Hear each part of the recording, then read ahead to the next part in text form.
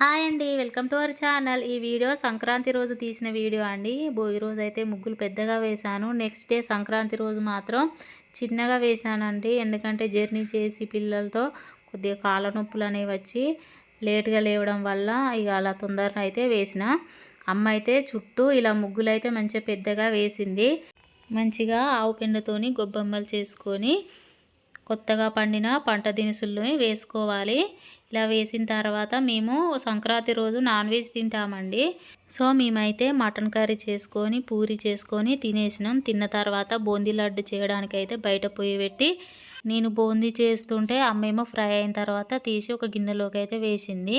ఈ లడ్డూల వీడియో తీద్దాం అనుకున్నాను, కాకపోతే పాకం కొద్దిగా ముదిరిపోయిందండి. వీడియో తీసుకుంటూ అలాగే పాకం చెక్ చేసేసరికి నాకు కొద్దిగా హడావిడి అయిపోయి వీడియో అయితే తీయలేకపోయినా. సగం వీడియో అయితే క్లియర్గానే తీసిన, బట్ ఇక ఇబ్బంది అయిపోయింది. ఫైనల్గా ఒక కేజీన్నర శనగపిండికి అయితే మాకు ఒక 50-60 లడ్డూలు అయితే అయినాయండి మీడియం సైజులో. అమ్మ మురుకులు అయితే మేము వెళ్ళేసరికి చేసింది. ఆల్రెడీ సగం అయిపోయినాయి. వీటిని నిండుండేది అరిసెలు, ఇవి కూడా సగం అయిపోయినాయి. పిల్లలు మేమందరం తిన్నాం కదా. సకినాలు కూడా నేను వెళ్ళిన తర్వాత చేసింది. ఇవి కూడా ఒక 4 కేజెస్ అట్లా కొన్నినే చేసుకున్నామండి.